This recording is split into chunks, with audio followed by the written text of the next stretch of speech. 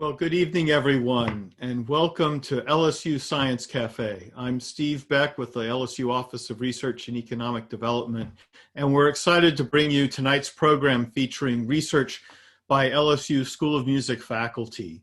Live captioning for this event is available through the link that's currently in the chat box. Despite our physical distance, our goal is to build a strong, informed community by providing access to reliable information, new ideas, cutting-edge research, scholarship, and creativity from LSU faculty experts in fields across the university. Tonight's event is brought to you in partnership with local public radio station WRKF. WRKF will be giving away one stainless steel NPR Science Friday beverage tumbler to one lucky audience member tonight. To enter the drawing, click on the link in the chat box and fill out the Google form with your contact information. Also, please be aware that this online event is being recorded. It will be available with a transcription from the LSU Research website within the next few days. And now, without further ado, I'd like to introduce tonight's program, The Power of Music, with speakers who will present their research in music education. Dr. Marie Stanley is the Aloysia L. Baranow Associate Professor of Music Education.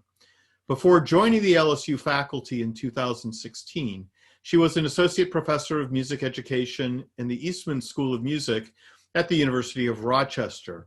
Before entering academia, she taught public school, general music, and children's choirs for seven years in Napa, California. At LSU, Dr. Stanley teaches general music methods courses and graduate research. She is co-editor of a new reference text, the Oxford Handbook of Music Teacher Education. Dr. Jason Bowers holds a bachelor's degree in music education, a master's degree in music with emphasis on choral conducting, and a PhD in music education from LSU. He's currently serving as an instructor in music education at LSU. Previously, he taught in public schools in the Houston and Baton Rouge areas for 9 years, focusing primarily on secondary choral music education. His research interests include multicultural music education, culturally responsive pedagogies, community music, and technology in music education. Justin West is an assistant professor of music education. His research focuses on the theory, practice, and policy of music teacher professional development. His work is published in a variety of peer-reviewed journals, and including recent articles on professional conferences, teacher social capital, teacher certification, and systems thinking in teacher professional development. Prior to LSU, Dr. West was the Ronald E. McNair Fellow in Music Education at the University of North Texas, where he also completed his PhD.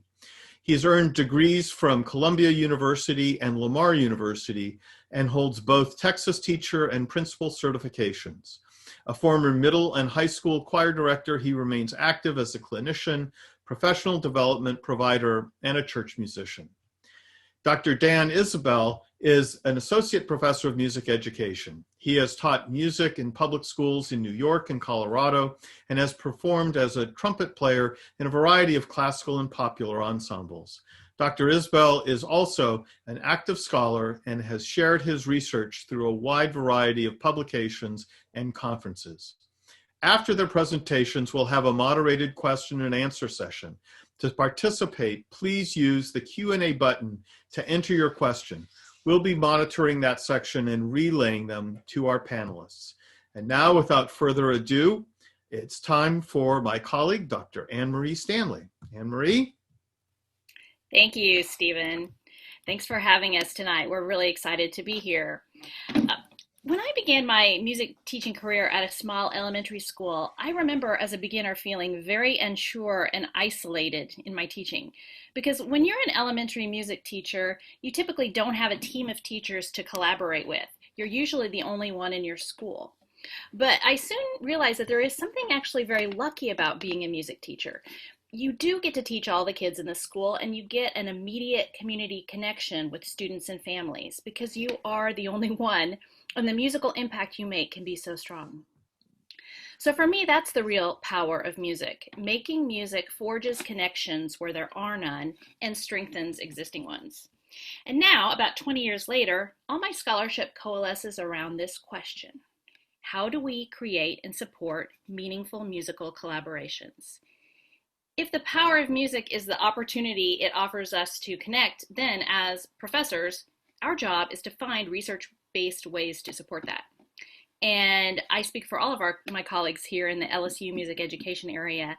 Our aim is to make sure that Louisiana children have every chance to make rich connections with others as they learn music, and that their families, schools, and teachers also have the chance to connect with us at LSU. This need for connection has only grown more crucial during the pandemic. And unfortunately, we've been forced by isolation into fewer of these great communal musical experiences. But our desire to be with music as social beings has not waned. And we can still focus on making those connections with all we can, whenever we can, while still acknowledging the difficulties. Now, I'm going to talk about a couple of projects from 2019 that illustrate the power of music to connect students and families to LSU music.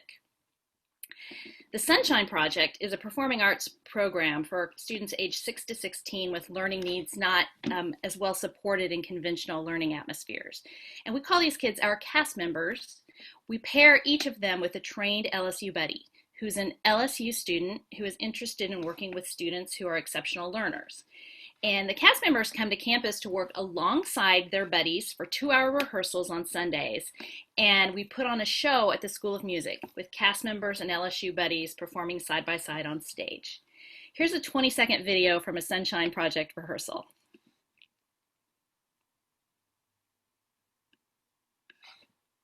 Oh, do we have sound?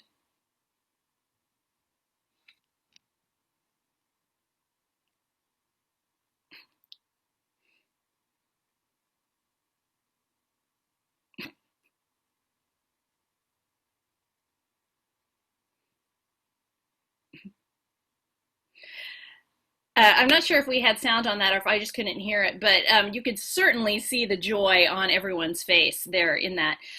The research findings associated with Sunshine actually have very little to do with the music and drama that's learned.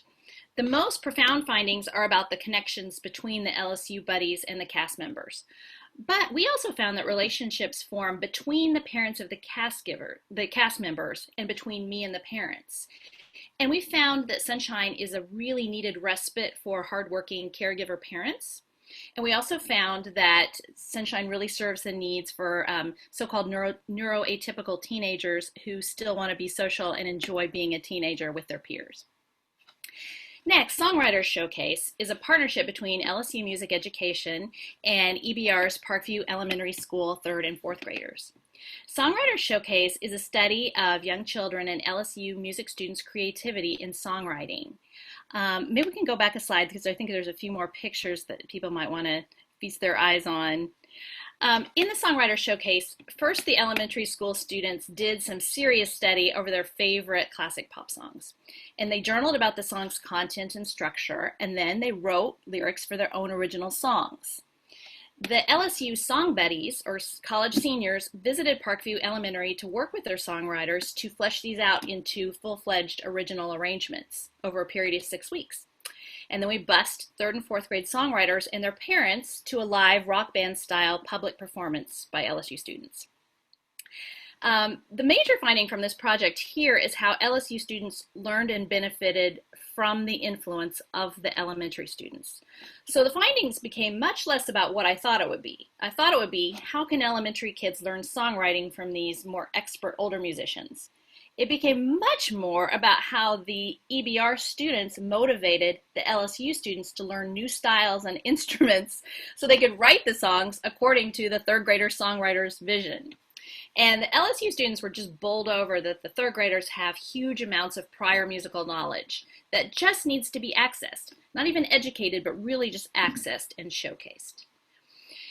So while both Sunshine and Songwriters Showcase were created as community outreach projects, the learning that has come back at us in LSU from the community has been exceptional. Which brings me to the next slide, this idea of the Translational Research and Music Group. We want to make sure the students of Louisiana, plus their schools, their teachers, their families, and their communities can connect with LSU professors and students. And this idea of connecting research to the users and then hearing back from the users about your research is called translational research. And our group is an effort to make sure our research gets out to people in channels beyond scholarly journals, talks, research posters. And we want to make sure that the TRMG can get our work into the hands of the community members and schools and families who can use it. And we want the stakeholders to respond to us and give us insights about new projects they want us to work on. So next you'll hear from my colleague Jason Bowers about his community connections with schools.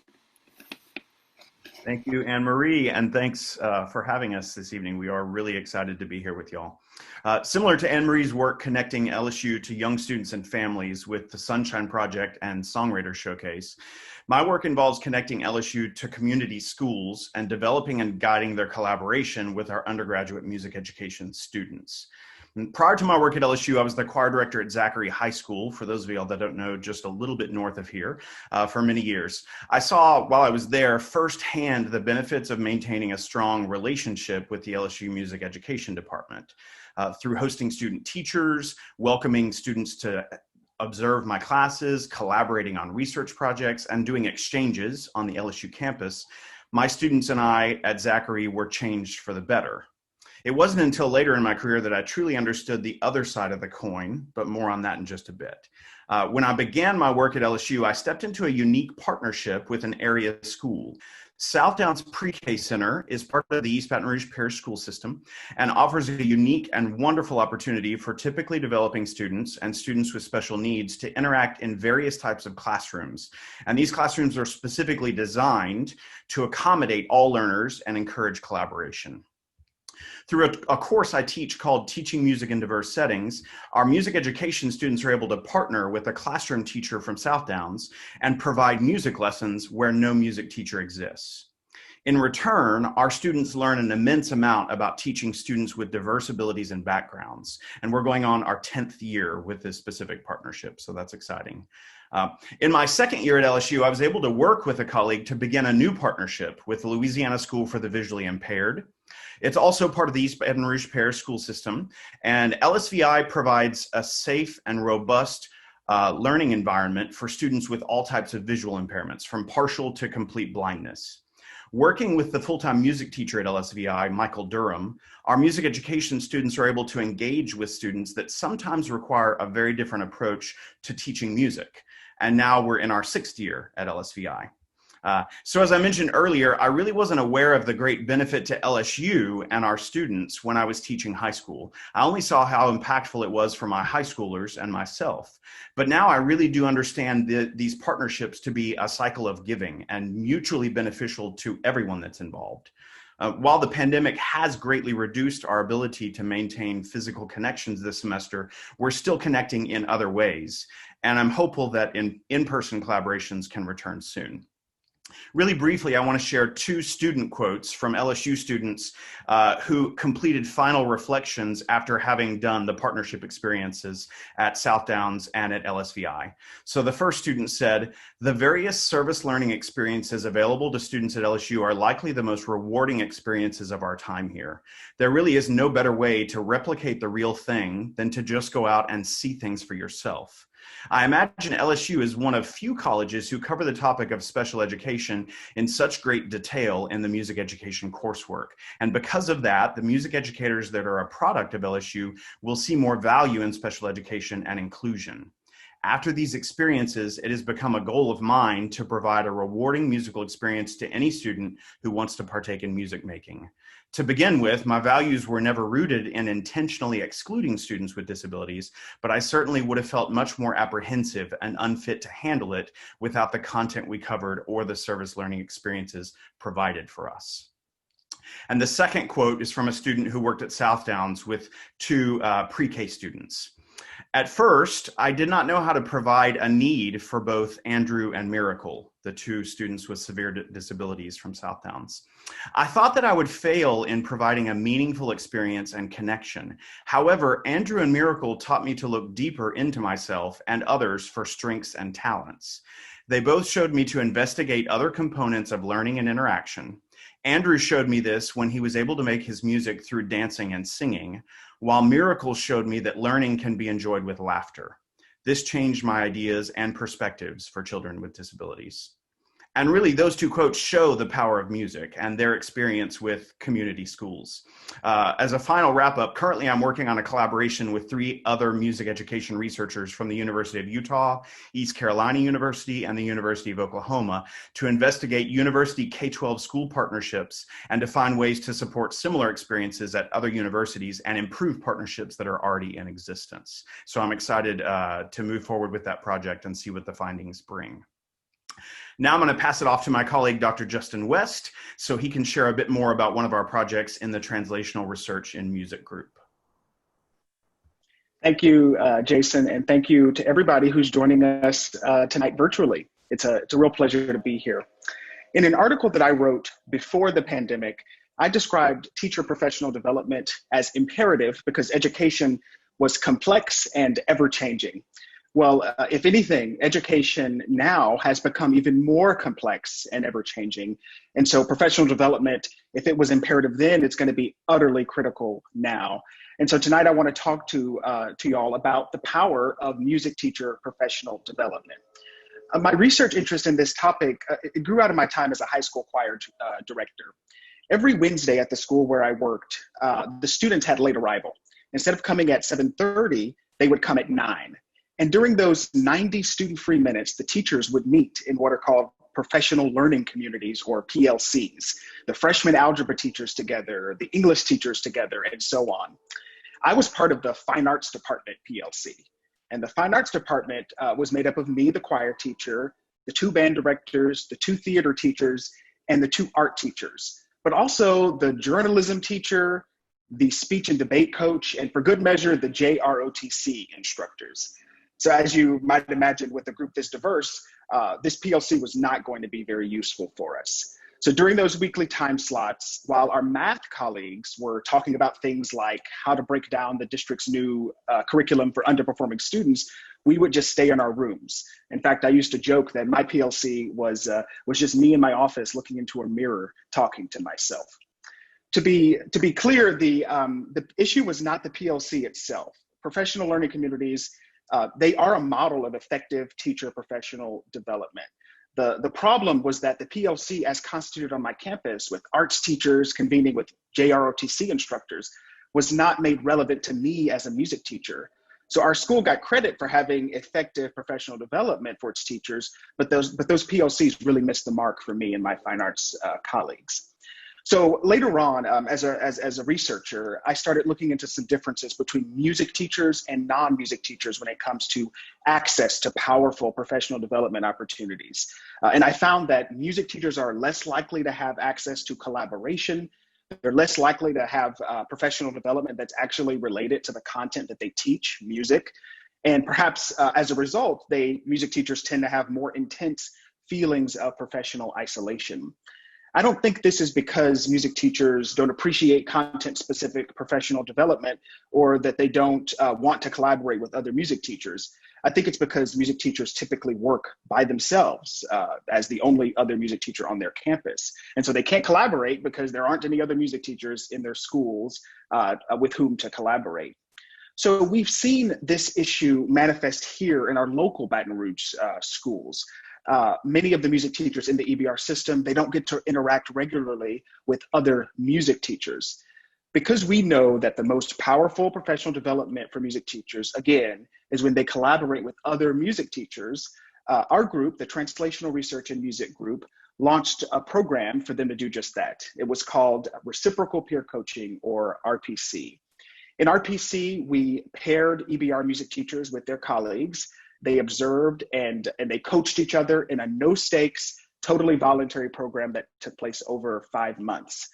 The core of RPC was that these relationships wouldn't be hierarchical, like a normal mentor-mentee structure or a principal-teacher structure in a teacher evaluation, but instead, these teachers would work as peers. But after we got the program off the ground, what happened next kind of surprised us. We had 8 teachers in the program to start, but only 2 teachers, one pair, completed all of the coaching and observation requirements. The other 6 left before finishing. So on the one hand, for the 2 teachers who finished the program, it was a resounding success. They reported higher confidence in their abilities as teachers, and they reported musical growth in their students. But on the other hand, for the other 6 teachers, RPC's promise was not fully realized because many of those teachers felt like their jobs were a bit too intense to accommodate this kind of professional development. And so that's where this translational framing came into sharp relief for us. As I've mentioned, we understand what powerful professional development looks like. The theories behind this are really solid, but the next significant question for us is how can we make these opportunities a practical, meaningful reality for as many music teachers as possible, something that teachers can actually pair with their busy jobs. And that's part of the work that we've been doing in our research here at LSU and with teachers out in the community. And with that, I'll pass it along to my colleague, Dan Isbell. Thank you. Thank you, Justin. I'm really glad to be here. Thanks very much. Like my friends here, I'd like to begin with a bit of context from my background. Throughout much of my life as a music teacher, I lived a kind of a dual life of sorts with 2 separate musical lives. I had my in-school conducting and playing in concert bands, and another life outside of school where I made music with guitarists and drummers and songwriters, many of whom had learned to be musical in a much different way than I did. And yes, part of my life did include that band on skis there, but I think that's probably a story for a future Science Cafe. But over time, I began to realize that I used a separate set of skills and knowledge to function in these 2 musical worlds. Outside of school, it was challenging for me to learn bass lines, chords, and melodies without the aid of notation. I often had to figure out songs in a live setting in front of the audience and had to contribute how a song might be performed. I also realized that many of my students, although they were very successful and enjoyed their musical life in school and had great sounding concerts and stuff, they did not continue playing after graduation. Their musical life was spent sitting in the same concert band, same seat, listening to the same person, me, tell them what to play and how to play and when to play. They were not developing as independent musicians and were not confident outside of that environment. And then I also realized that I wasn't giving them opportunities to develop creativity, make their own musical decisions, collaborate in small groups, improvise, or be spontaneous. And I never really took the time to find out what my students had to say musically, much less use those musical ideas in my daily teaching. So these realizations didn't really occur to me until after I had started a career in higher ed, unfortunately. But now I do carry this over to my interactions with school teachers and my visits to area school rehearsals and classrooms. So one broad goal of my research now has been to learn how we can enhance and diversify music in schools so that 1, music in schools more closely reflects and is related to music in society. 2, populations of musicians in schools are larger and more diverse and represent the musicians that are outside of the school. And more young people graduate their high school with musical skills and knowledge that allows them to make and share music in personally meaningful ways after they graduate, not just for those students who were wanted to continue in bands, orchestras, and choirs or major in music. So I do this by studying musicianship specifically. And yeah, so here's some pictures of some classrooms and interactions I've had with area musicians. I focus on what comprehensive musicianship is and how opinions of musicianship differ among the classically trained school musicians and the popular folk vernacular musicians who learn outside of school. I don't focus on specific types of ensembles or instruments, but instead examine what specific skills, knowledge, and learning strategies support the ability for musicians to function across these many musical settings. So our Louisiana community is, of course, culturally rich with music, yet our schools do not reflect this musical diversity. So I get out and I interact with and learn from local musicians as much as possible. I encourage my students to do the same. Baton Rouge Blues Foundation places me in contact with musicians, young and old. I sit in with bands in the area as a trumpet player. And staying connected to and learning from these musicians in the community is an essential part of my work. And I use the air quotes there because it's so much fun to do that. I often lose site of that I'm, collecting data for the next study. But this research helps me make informed decisions about the type of musical activities I can establish in the LSU classrooms and what I can do when I model new ways of teaching music in the schools that I visit. So I want to close with just 4 takeaways. I believe this research is translational because it directly connects the cultures of schools with the cultures of the communities that surround them. 2, it's generated from the real life, authentic musical experiences of the people in our communities. And it's constantly changing and flexible and adaptive, unlike a lot of school music programs that retain a similar focus over the years. And 3, it results in the specific activities, practical activities that music teachers can establish in their schools, in any ensemble, large or small, that help develop independent, creative, and expressive young musicians. These activities allow more musicians to not only share their own musical voices in the school, but then when they graduate, they can share their musical ideas with their future communities, friends, and family. And that's that cycle that's so important. They may not always realize it, but these musicians I play with and meet and continue to learn from have a direct impact on the preparation of future music teachers. And I believe this truly represents the power of music. So that closes my portion of the talk. Thank you for your attention during this little brief tour through our translational research in music group. We hope you enjoyed hearing about the different projects we have in the department and how we believe our work can help establish and maintain connections between LSU and the Baton Rouge community. Thank you. Well, thank you, Dan, and thank you, everybody, for a really great introduction.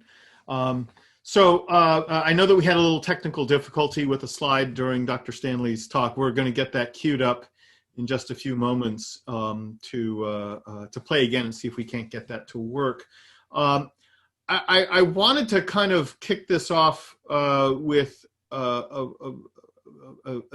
deeper kind of thought on the relationship with the pandemic. It's something that you have all discussed in part one way or the other, but the pandemic has had really quite a profound impact on musicians in particular, because music is such a communal event. It's communal amongst the performers, it's communal amongst the listeners and the audiences, and it's the relationship between those two groups that really defines the core of what we do and how we exist. And so I'm just going to throw it out to any one of you. How has the pandemic changed the way you think about music education, your role as a musician, and how much of that are you going to retain? How much of that are you going to continue to think about once we get to a point where our communities can be more closely situated? So I'll hand it off to Anne-Marie to start off. All right. Well, thank you. Great question, Steve. I think, speaking for myself, I think that in music, we've had to realize that we spent a lot of time with sort of mono-directional pushing out of information, of knowledge, of performances. And that now that we've realized, wow, we don't have the time to waste. When we're with people, we need to be connecting with them, and we need to be hearing back from them and letting what they have to say and what they think and what they're hearing inform what we're doing. We've now learned, like in my classes, I've learned I don't want to waste time when I'm with real life people. I don't want to waste time doing just a lecture. Lectures, I've now realized, can be videotaped on PowerPoint. They can be recorded ahead of time. And when I'm with students, it's going to be completely interactive. I'll probably never spend a 50-minute lecture just talking at people in the same room with me again. I realized that is precious time.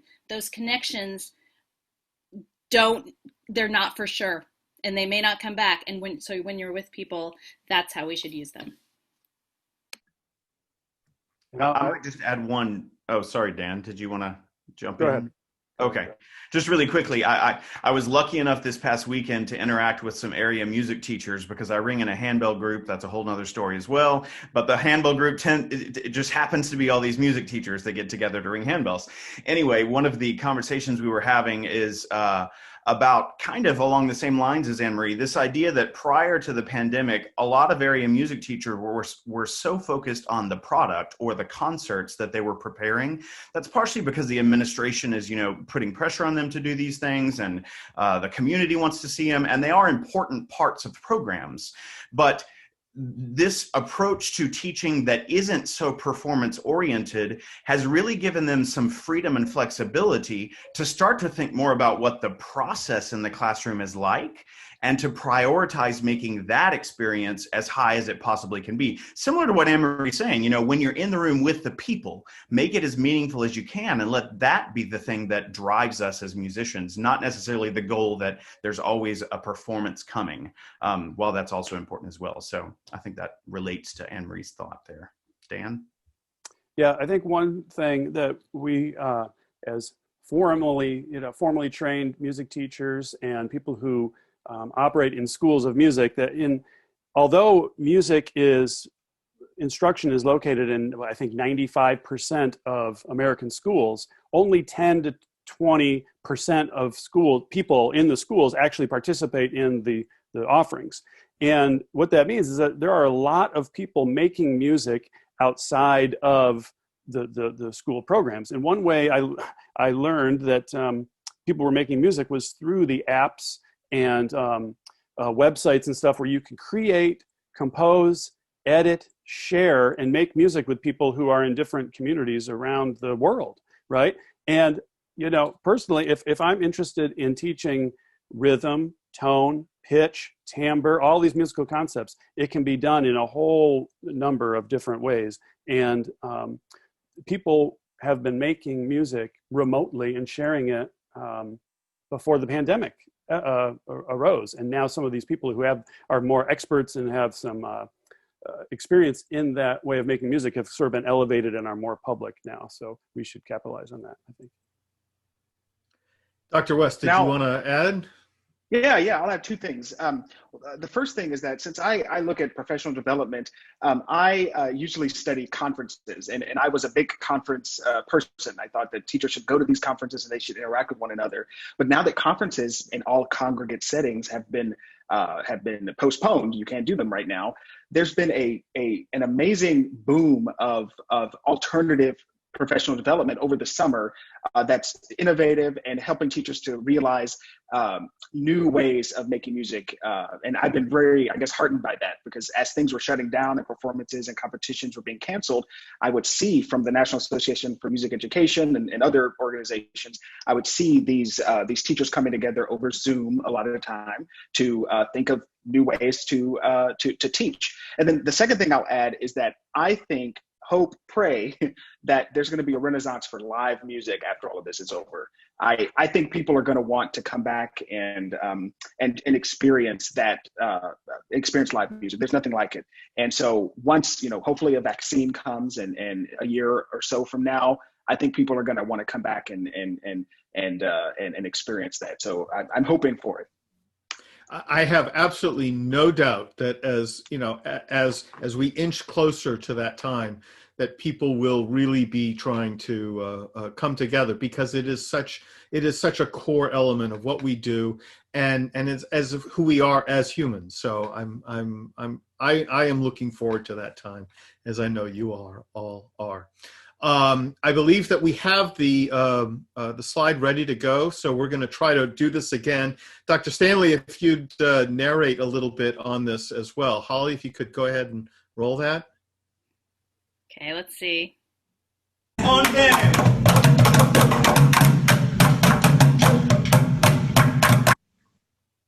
Oh. Yep.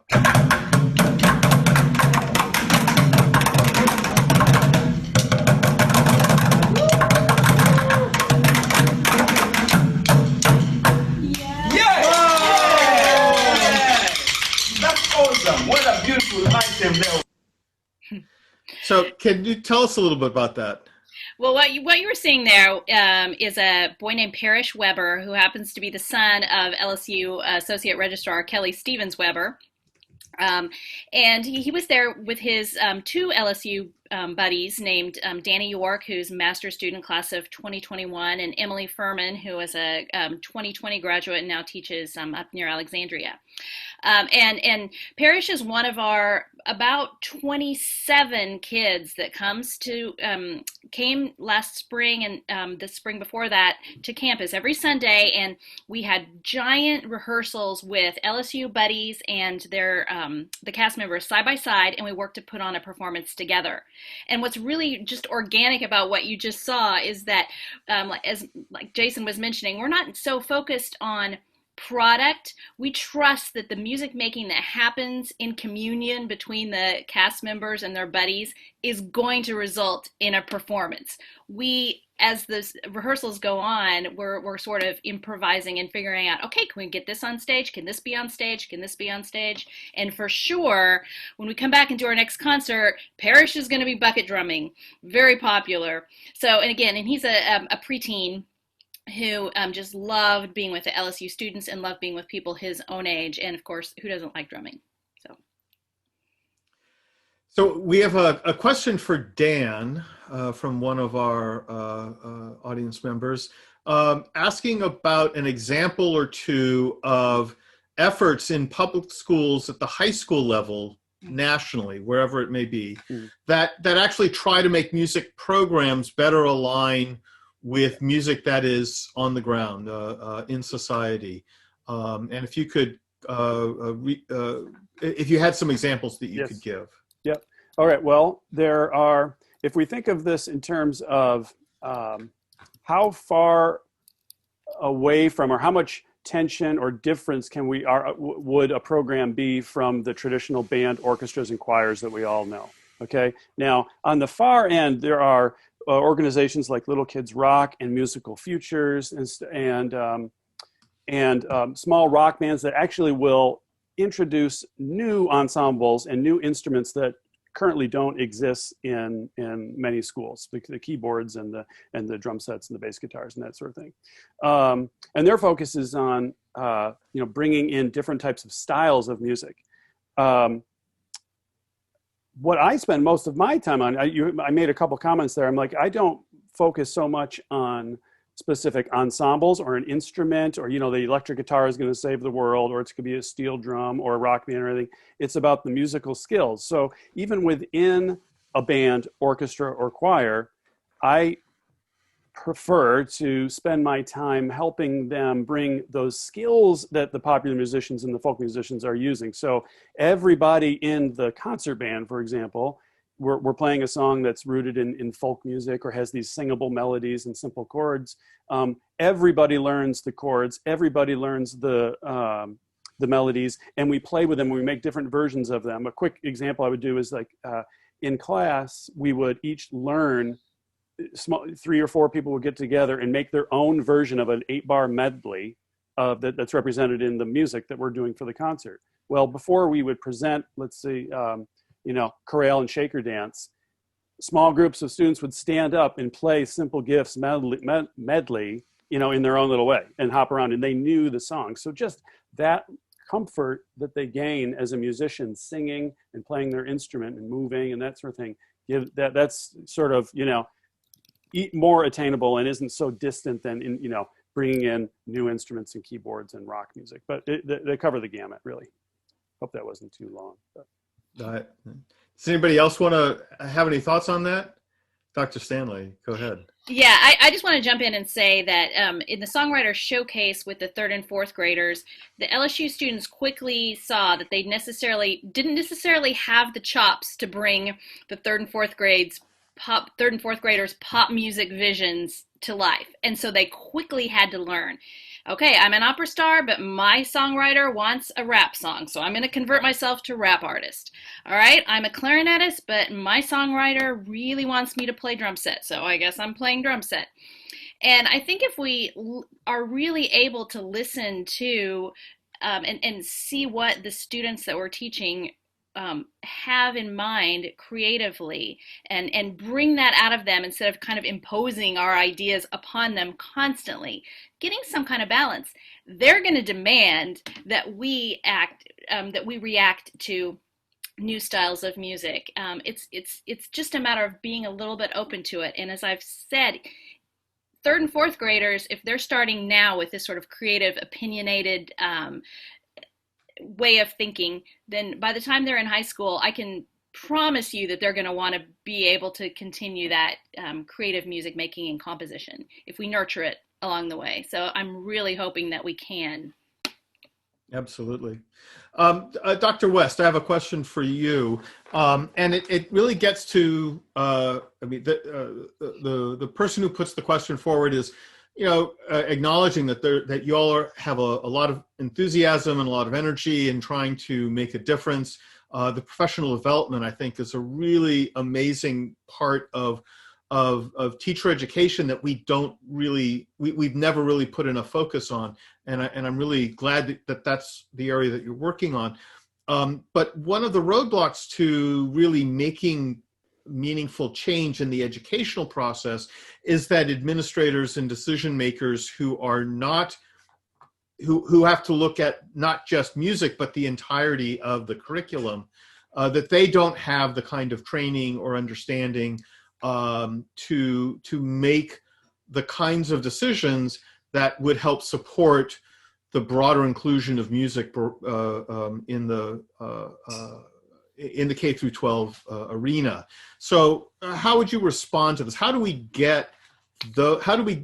convince administrators to use their limited amount of time to spend some time learning more about the professional development that's required for teachers in music, and how that music can then help their students? Mm-hmm. When I was in graduate school and I was going through a principal certification program, I got the chance to spend a lot of time with school principals. It was kind of part of my work. And what I learned was that, whenever we're making arguments to principals or to administrators, we have to tailor our message to that audience. A lot of times, musicians who love music, music teachers who love music teaching, think that we're going to give an argument. We're going to make an argument that's going to be music is amazing and music is universal, and so music should be there. And I think that we have to be more practical and pragmatic. And I'm not saying we should say, music's going to make you smarter and things like that. But in terms of telling the principal or the administrator that the best schools out there cater to the whole child, and that child does well across the board. And that's out there. The data support that really, really strongly. So I think making sure that we're not taking our message as just taking one message to the principals, but really thinking about what's going to actually move the ball forward for them. Because I think a lot of them are worried about their whole school, as you just mentioned. So think about how the music program impacts the whole school and developing those relationships there. And then one more thing I'll mention, with Jason and I are doing a study, or we're trying to write it up right now, where we're looking at how choral directors build new programs. And one of the things we found was that they have good relationships with their principals, and they figure out ways to communicate with their principals that's going to move the ball forward, as I mentioned. So for instance, one teacher told us that, she tries to figure out when the principal is in a good mood. And then she only asks questions. She only brings requests when the principal is in a good mood. And that kind of what we call micro-political literacy is really, really important for teachers or for anybody who's advocating for music. Speak the language of the principals. Don't think that they just speak your language as a musician. So as kind of a follow-up to that, there are some schools that have taken an approach of integrating arts education broadly, not just music, but visual arts, theater, dance, into early early grade curriculum. I'm thinking specifically of Baton Rouge Center, Visual and Performing Arts is one example here in town, but it's a trend that you do see elsewhere in the country. And so I'm wondering how a school like that how the successes of a school like that can be used as well to leverage or at least convince administrators that there is the synergy that needs to be addressed. And I don't know if Jason or Justin, you want to take that.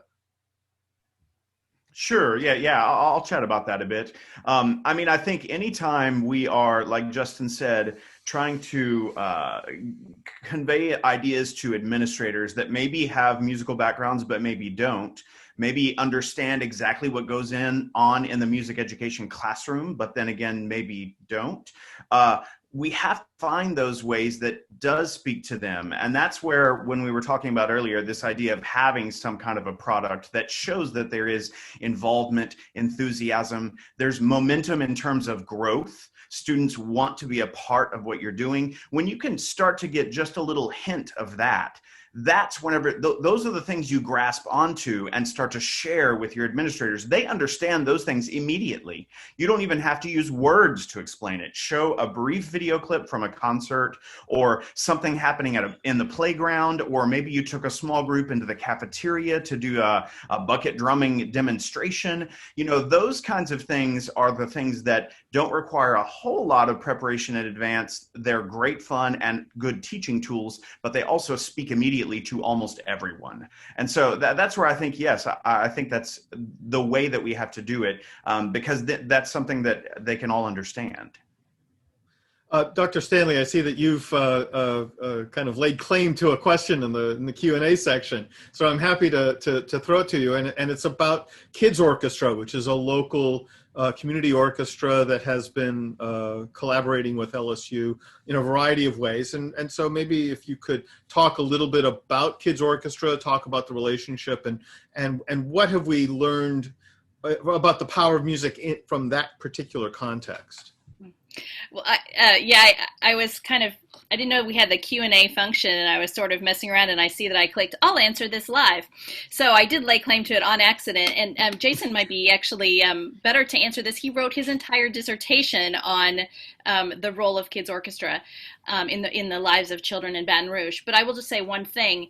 Something that Kids Orchestra does and does very well is remind us that music education should be life-wide, not only lifelong, but life-wide.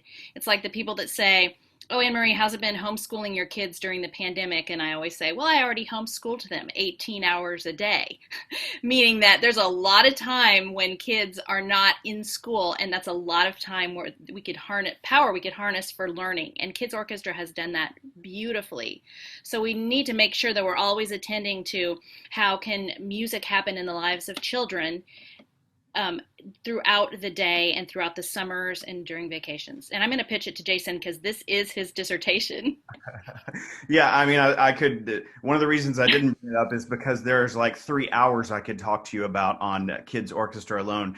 Great, really fantastic organization in the community, after school, nonprofit music education program that focuses on not only teaching music education skills, but on par with that, these ideas of social justice and collaboration with students and families from all different backgrounds and walks of life and areas of the community. They've worked really hard for a long time to get neighborhoods that typically, still feel segregated because of various hindrances, that still exist everywhere in the nation, but especially we see here in Baton Rouge, getting kids from various schools to be brought together with this one goal of creating a music education experience and putting on a performance. So, I mean, the power of music is strong and alive and well with Kids Orchestra. My involvement with Kids Orchestra actually involved a kids choir, which was a choral ensemble community group that we put together. Unfortunately, it's been paused at the moment, but I'm really hoping that we're able to get it back going once the world returns to some semblance of normal.